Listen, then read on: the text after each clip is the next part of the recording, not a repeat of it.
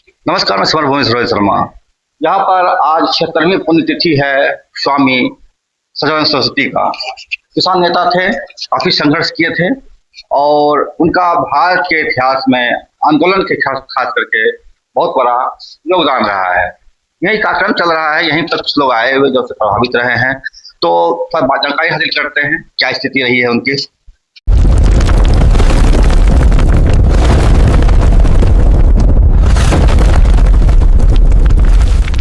सब परिचय देंगे दादा, अपना परिचय देंगे, अपना परिचय।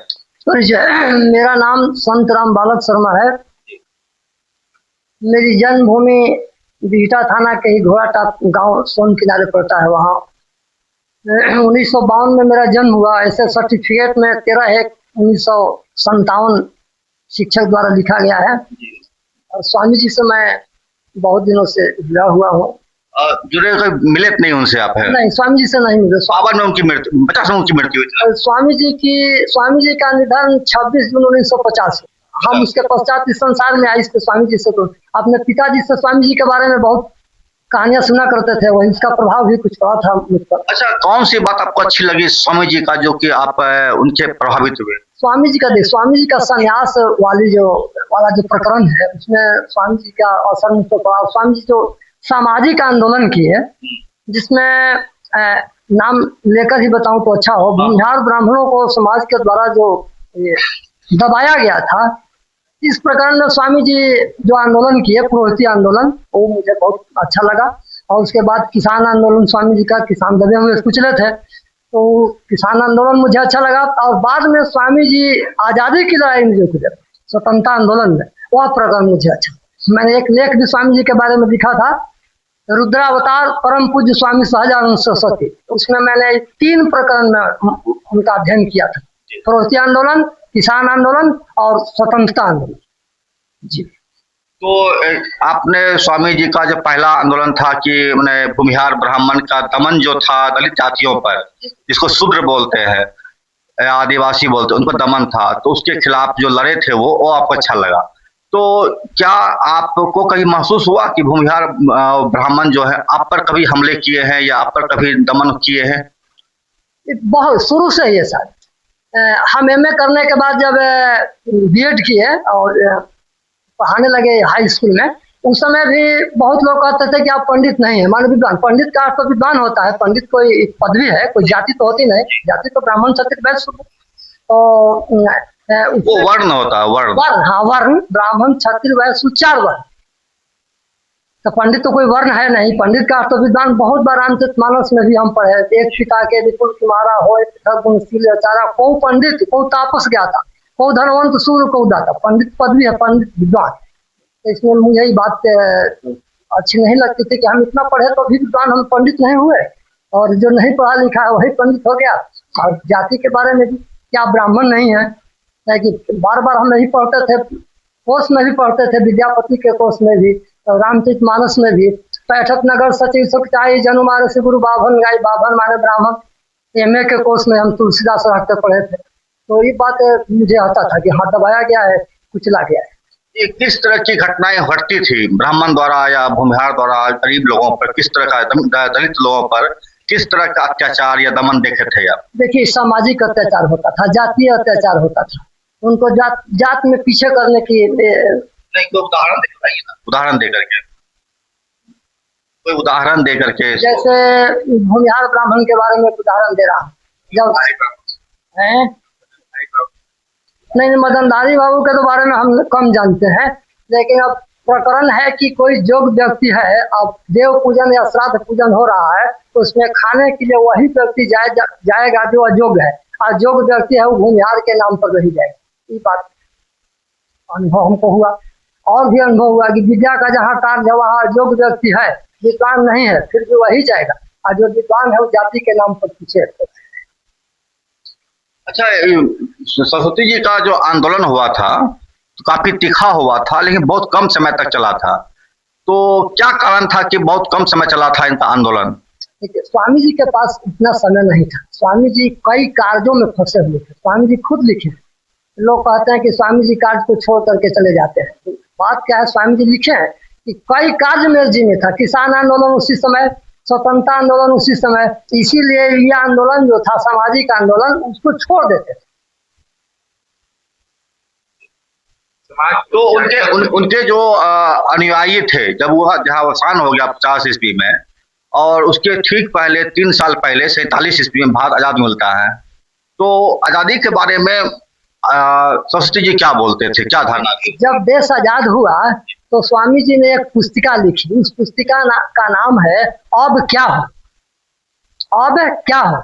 उसमें स्वामी जी ने लिखा है कि अब तो देश आजाद हो गया, जो काम था वो हो गया। गांधी जी से उन्होंने पूछा कि आप बताइए कि राज्य किसका होगा, किसान मजदूरों का राज होगा या पूंजीपतियों का राज होगा।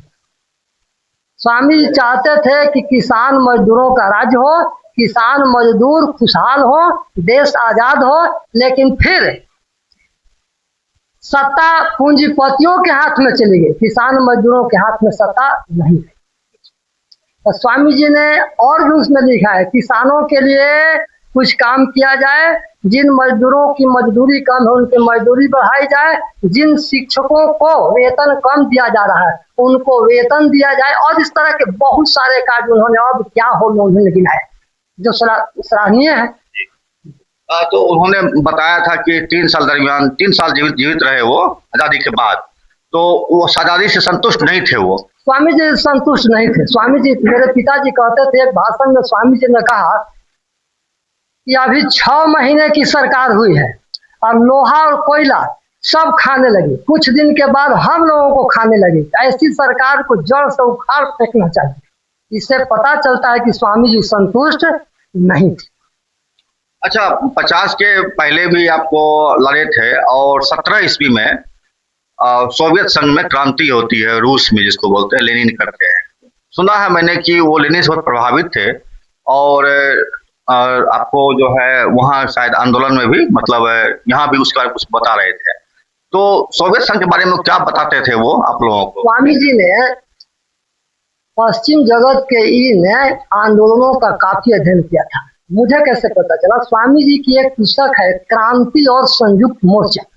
क्रांति और संयुक्त मोर्चा में उन्होंने लेनिन की चर्चा की है, स्टालिन की चर्चा की है, और जितने वहाँ के क्रांतिकारी थे माथुर की भी चर्चा की है।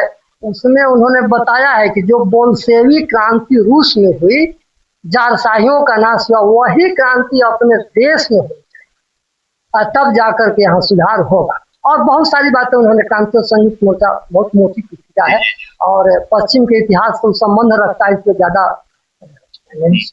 अच्छा, आप स्वामी जी के ठीक बाद 2 साल के बाद आपका जन्म हुआ था, आपने उनके बारे में पिताजी से सुना या आपने अन्य लोगों से सुना, कुछ किताब पढ़ा।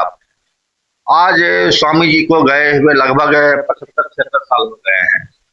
आज की परिस्थिति में को आप किस तरह देख पा रहे हैं स्वामी जी के नजरिए से, कि स्वामी जी होते अगर तो आज क्या करते, या आप अगर हैं यहाँ पर तो आपको आज का भारत कैसा लग रहा है? देखिए, स्वामी जी जो चाहते थे वह नहीं हुआ। स्वामी जी के सपनों का भारत नहीं बन सका। और स्वामी जी एक सन्यासी थे, वो राजनीति में तो रहते ही थे स्वामी जी, लेकिन आजादी के बाद राजनीति में कोई मंत्री पद नहीं, आज के समय को आप किस तरह देखते हैं? स्वामी जी का सपना तो खैर जो था वो था ही, नहीं हुआ, तो आज के चीज को आप किस तरह देख पा रहे हैं, जहाँ पर की सरकार है और आप हैं, हम हैं? देखिए, आज किसान क्या है, दलित है। किसानों की दैवी प्रकोप से किसानों के धान मारे गए, गेहूं मारा गया, फसल बर्बाद हुई, लेकिन सरकार इसके लिए कुछ नहीं कर रही है। किसान निराश है। और इससे ज्यादा तो मैं क्या कहूँ, सरकार भी किसानों को दबा रही है। प्रकृति किसानों पर, सबका लोड किसान लेकर चल रहा है, तो किसानों की दशा सुधारी जाए। स्वामी जी किसानों के मसीहा थे। अभी से 3-4 साल पहले एक बड़ा मूवमेंट आप लोग किसान लोग किए थे, किसान आंदोलन ही हुआ, किए थे सरस्वती जी, जिसमें कि लगभग मोदी से 3 मांग था और पूरा हंगामा साल भर तक दिल्ली को घेरे रखे। तो उसके बारे में क्या सोचते हैं? देखिए, उसके बारे में तो हम विशेष जानकारी नहीं रखते हैं, क्योंकि हम उस आंदोलन में जाने वाले थे दिल्ली, लेकिन शरीर से से हम जा नहीं पाए। मन से तो साथ में थे, और उसके बारे में ज्यादा हम अध्ययन भी नहीं किए। फिर आप ये मानते हैं कि किसान को आज दबाया जा रहा है? बिल्कुल मानते हैं, किसान दबा हुआ है। किसान बिल्कुल दबा हुआ है। किसान को न खाने के लिए है, न पहनने के लिए, पढ़ रहे हैं तो किसी को भूखमरी नहीं है। 5 किलो 7 किलो अनाज दे दिए, भूखमरी नहीं है। मैं भी एक किसान, साधारण किसाने के यहाँ से आता हूँ, क्या दुख दर्द है मैं जानता हूँ। तो अपने अपने के द्वारा दूसरों का भी दुख दर्द समझ रहा हूँ। अच्छा, आप जो ये वेशभूषा धारण किए हैं, ये स्वामी जी के ही प्रभाव की वजह से? ये स्वामी सहजानंद सरस्वती का प्रभाव है और किसी दूसरे का प्रभाव नहीं। बहुत बहुत शुक्रिया आपका। ये कार्यक्रम था चल रहा है और उस कार्यक्रम में हम भी आए हुए। इन्होंने जो कुछ चीज देखा, इन्होंने अपने नतीजों से इन्होंने बयां किया और स्वामी जी का आंदोलन और आज का आंदोलन या आज की आगे परिस्थिति क्या होगी इस पर भी विचार करने की जरूरत है।